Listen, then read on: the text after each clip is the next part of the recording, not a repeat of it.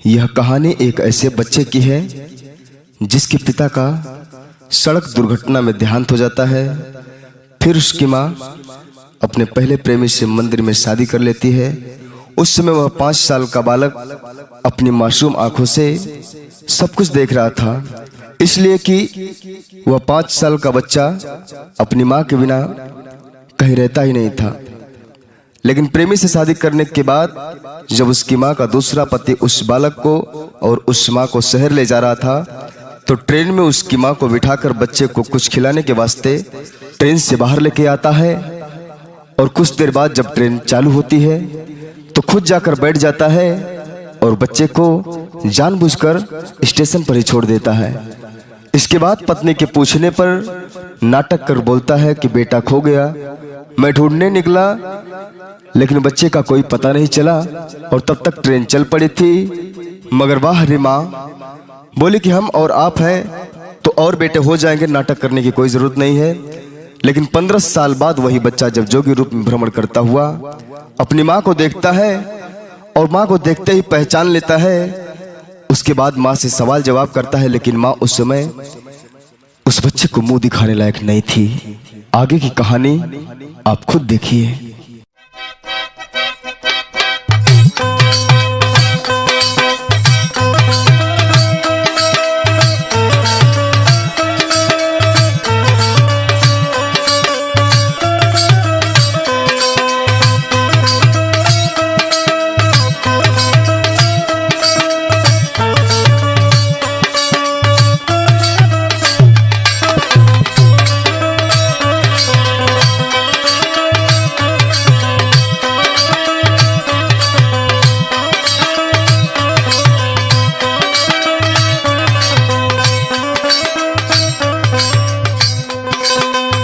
जय बाबा गुरु गोरखनाथ। माँ कोई घर में है बच्चा? ये सन्यासी तेरे दरवाजे पे आया है माँ, कुछ भिक्षा दे दो माँ। अरे जोगी बाबा। हाँ माँ। बैठी बाबा, हम भिक्षा लेके आवत बानी। अरे माँ। हाँ बाबा।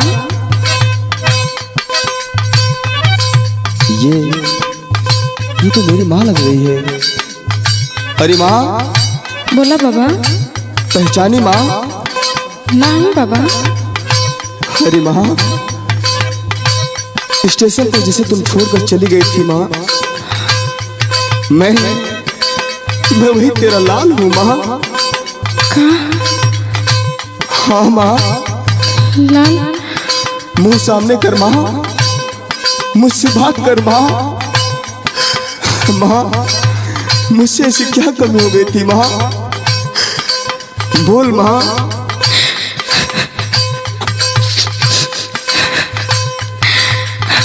अरे माँ, ऐसे मुंह छुपा के क्यों रो रही है माँ? क्या मुझ पे दया नहीं आई माँ तुम्हें?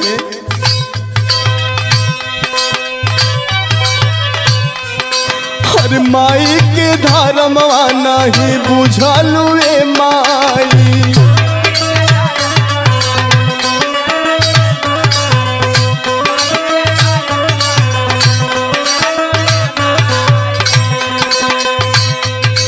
अरे माई के धर्मवा नहीं बुझलू रे माई। अरे माई के धर्मवा नहीं बुझलू रे माई। अरे कवन करनवा माई हो गइलू कसाई।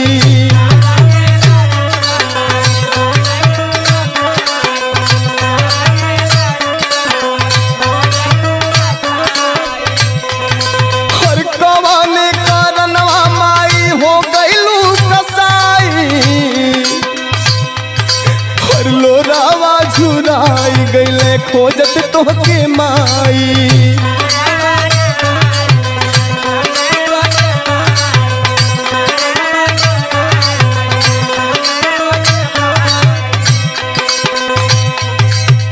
माँ जब से तू इस लाल को छोड़कर चली गई माँ, तब से तेरा लाल दर दर भटक रहा है माँ। भिक्षा मांगकर किसी तरह मैं अपना जीवन व्यतीत करता हूँ माँ। सुन माँ, हर तोहारे कारणवा माई पेटवा चारवाली।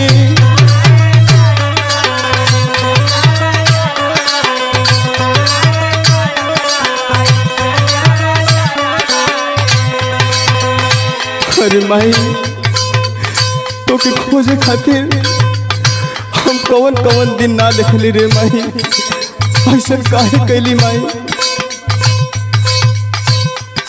हर तोहर कारणवा माई पेटवा चारवाली।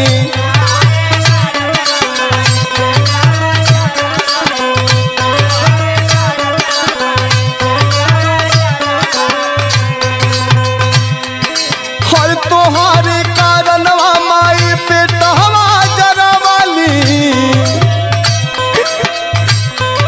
माई तोहर कारणवा माई पेटवा चारवाली।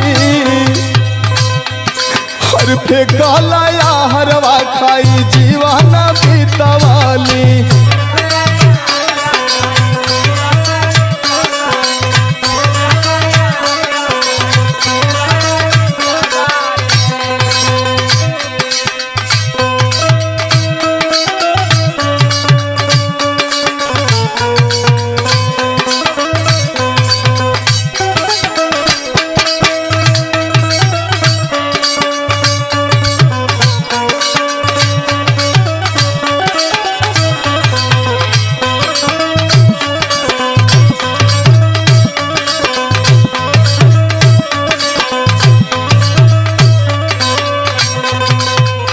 अरे माई, कौन कौन दुख तुझसे बयां करी रे माई। माई हम ऐसे काहे मुंह छुपावती माई? हमसे बात कर माई। सुन माई, हर कवाने जन्म के बदला ले लूए मातरिया।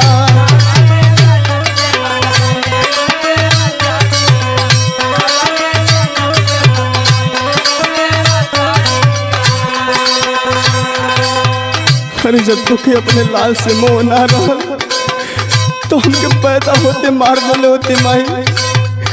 कहे हम कैसे दिन में खोली माई। हर कवान जन्म के बदला ले लूए मातरिया।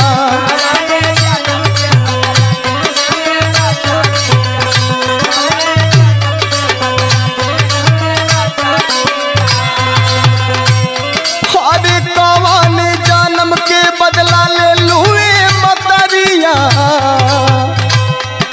तो जाना मत जा हरिया दे दिले हो तू मैया।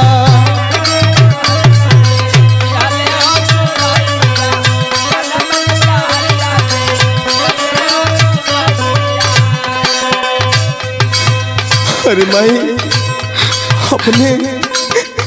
अपने त्योहार के महल में राज करत थी। तो के हमारी याद कबू ना आयल माई। अरे ना रे बेटा, हमके माफ कर दा बेटा, हमके माफ कर दा। ऐसा मत बोला माई। अरे ऊंची ऊंची महलिया पवलू हमके दे झोपड़ावा।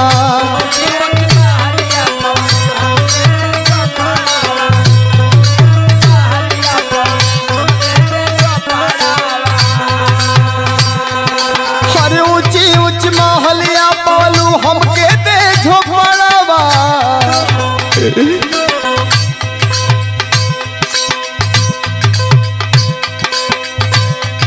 हर गईलू भुलाई माई देखी के रोकड़ावा।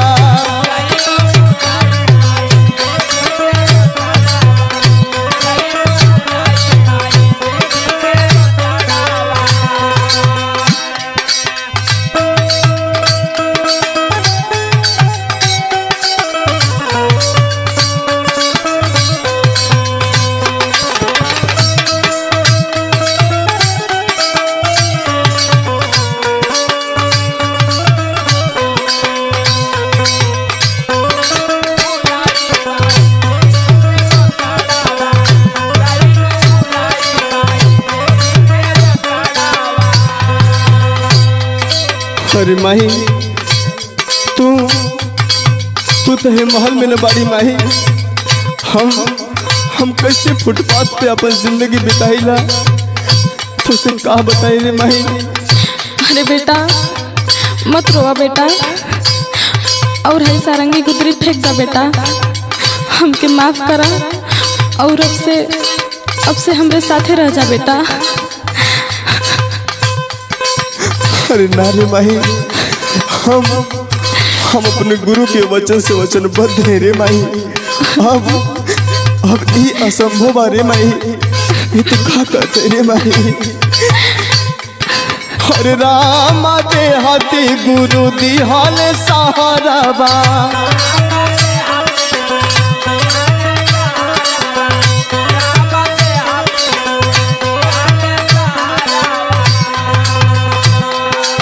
माही हमार बाबू जो स्टेशनवा पे हमके जानबूझ के छोड़ के चल गए माही।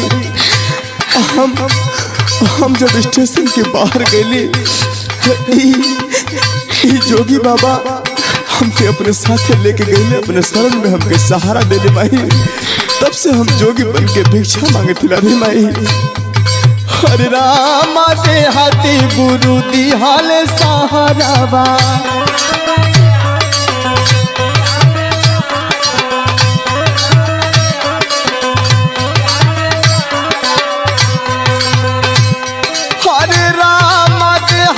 गुरु दी हाले सहारावा। हर कहे ओमकार नाही चाहे तुर दुलारावा।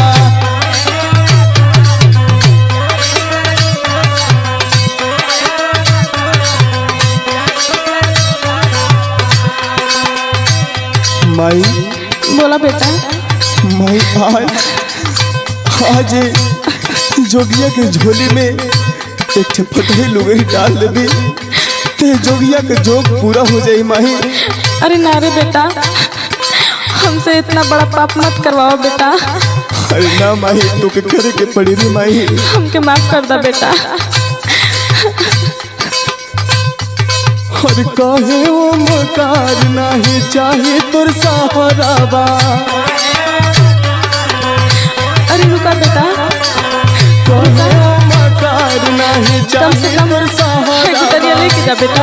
ओमकार नहीं चाहे तुर सहारावा, कहे ओमकार नहीं चाहे तुर सहारावा। हमारा के नहीं चाहे कवनो सहारावा।